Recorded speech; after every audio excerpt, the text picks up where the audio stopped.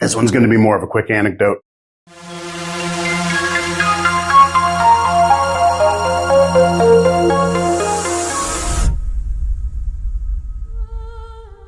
Back when I started gaming in the early 90s, I was a draftee into the console wars and firmly on the front lines as a Nintendo kid, which meant that I spent my halcyon days stomping Goombas and never once sneaking through Shadow Moses. By the time the 7th generation of consoles rolled around, I'd finally managed to get my hands on a PlayStation 2 and was able to see what all the rave was about on the other side of the trenches. As I was intending to continue my defection into the PS3 era, the title everyone in my circle was getting the most hype for was something called Metal Gear Solid 4.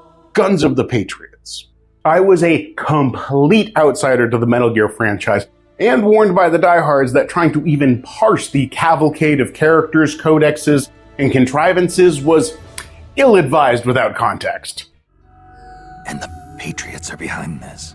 Lalilulelo, what are you talking about? Never mind.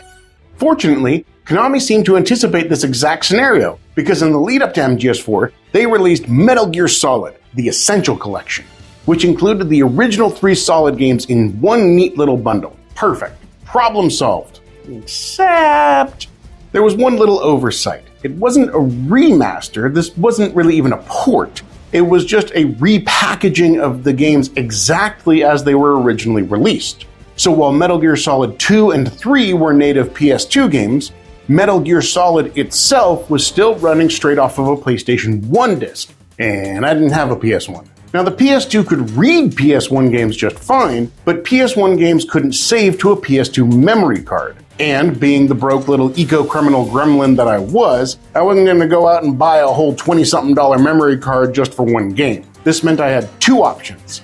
Either I don't play the game and skip straight to MGS2, or I beat the entire game in one sitting. Naturally, I chose option 3, which was just to pause the game and leave the PS2 running anytime that I needed a break and hope nobody tripped over the power cable. This actually worked out fine for quite a while.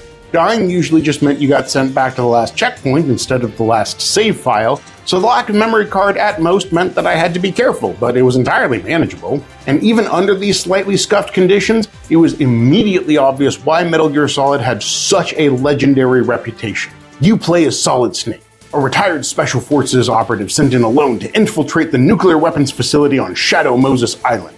A rogue terrorist unit called Foxhound has taken over the island, and the titular walking nuclear tank, Metal Gear. Foxhound is threatening to launch a nuke if their convoluted demands aren't met, and it's up to you as Snake to stop them. What follows is a compelling mix of military techno-thriller and late 90s anime melodrama. One minute you're crawling through air vents, dodging security cameras, and in the next you're listening to these often riveting, if kind of long-winded, codec calls about nuclear deterrence before then going it mano-a-mano against a goddamn tank. But the characters are the absolute cherry on top. Snake, Ocelot, Liquid, they're all an absolute treat to watch bounce off one another. And I especially liked Meryl Silverberg almost immediately. She's idealistic without being naive, she's capable without ever feeling like she's invincible, and she really gives Snake a human person to care about in the middle of all of this geopolitical kerfufflery. Even today, MGS still feels ahead of its time with just how much it pushes beyond the typical boundaries of game design. Especially in the boss fights, they just have to be experienced to be appreciated fully. Each one is a weird little puzzle just as much as a combat contest.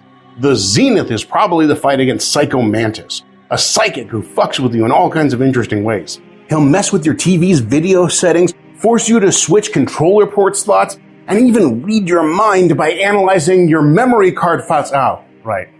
I didn't have one. So, instead of mind-blowing, psychic, fourth-wall-breaking tricks, Super Mario Sunshine. He sort of called me reckless and we moved on. Which was a little disappointing, but I had already had the gimmick spoiled for me beforehand anyway, so I figured that was the extent of what I was missing without having a memory card. I was incorrect. The real problem showed up later. Much later, during the skirmish with the sneaky Sniper Wolf. Sniper Wolf's showdown is deliberately designed to waste your time. You're thrust into a long-range duel without a competent rifle and are forced to backtrack halfway across the map to find the right equipment. Then you traipse all the way back just to even attempt the nail-biting sniper standoff. Then immediately after the fight, Snake gets unavoidably captured and strapped to a life-sucking machine to be interrogated for information. The way this is conveyed mechanically to the player is simple. Mash the circle button to resist and reduce the amount of health that Snake loses from being tortured, or if it looks like you're gonna die, you can press the select button to surrender. But here's the wrinkle. If you surrender, Liquid and Ocelot will execute Meryl and she'll be removed from the game permanently. However, if you try to resist and fail, your death doesn't send you back to the last checkpoint, you go back to your last save file. A Gambit decision clearly designed to punish players by making them redo the entirety of the Sniper Wolf fight, including all the backtracking. But my last save point was the start of the game! I have never in my whole life been more immersed in a video game than in that moment, hammering at the circle button like I was the one strapped to the torture rack, watching Snake's health bar tick down bit by bit, knowing that if I failed, I would lose everything. Hours of progress, every boss fight, every careful stealth section, gone. I had to mash harder, save Meryl, mash harder. I tried, I really tried, but I couldn't do it.